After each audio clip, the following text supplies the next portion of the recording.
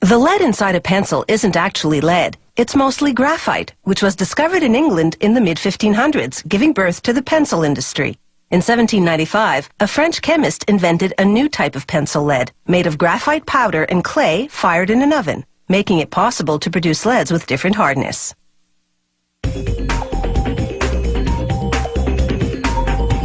For the pencil's body, you need a type of wood that's soft enough to sharpen, yet strong enough not to bend under the writer's hand pressure.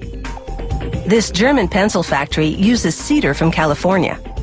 The wood is 5 millimeters thick and arrives pre-cut in slats of 18 by 7 centimeters. One by one, the slats pass under a giant cutting wheel. It carves grooves that will become the channel down the middle that holds the lead. The next machine fills the grooves with glue, a special formulation that's slightly elastic. This cushions the lead so that it's less likely to break inside the channel.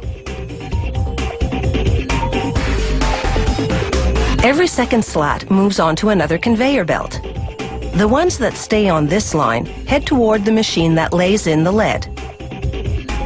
The lead is made of a graphite and clay mixture, baked in an oven at more than 800 degrees Celsius.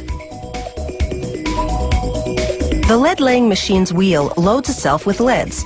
Their spacing matches the grooves in the slats. It's the same process for colored pencils, only the leads are made of wax, clay, and pigments, with no baking required.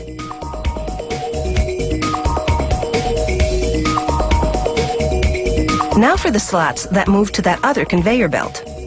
An automated arm flips each one over, slides it across a glue applicator, then drops it onto a leaded slat on the other conveyor belt.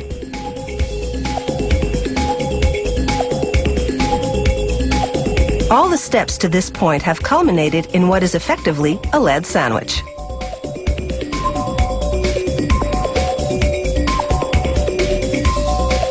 Now a plunger squeezes those sandwiches together with a full ton of pressure.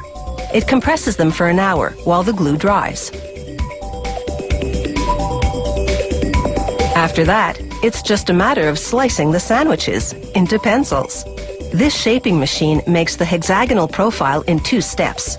First, its upper cutter forms 3 sides on top, then its lower cutter shapes 3 sides on the bottom. As soon as the bottom side is cut, the pencils separate.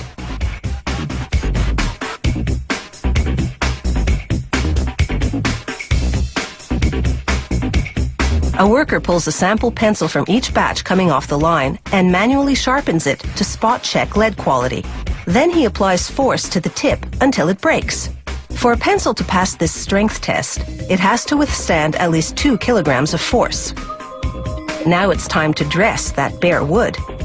One at a time, the pencils shoot through a device called a lacquering head. It coats the wood in paint, yellow in this case. It takes 4 coats of paint to completely hide the wood grain. A 5th lacquering head paints a black stripe, this company's trademark. Then a 6th head seals the paint job with a transparent lacquer. From the paint line, the pencils make their way to a stamping machine. At an astounding rate of 500 pencils a minute, the machine heat transfers foil lettering from a plastic film to the painted wood. Last stop, the rubber tip assembly machine.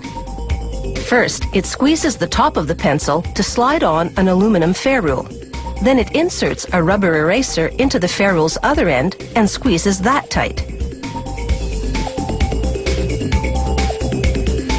European-style pencils have a painted cap instead, the color indicating how hard the lead is.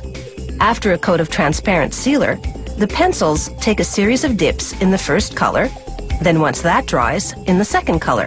The final coat is a high-gloss lacquer. The pencils are finally ready to roll across a grinding drum for sharpening.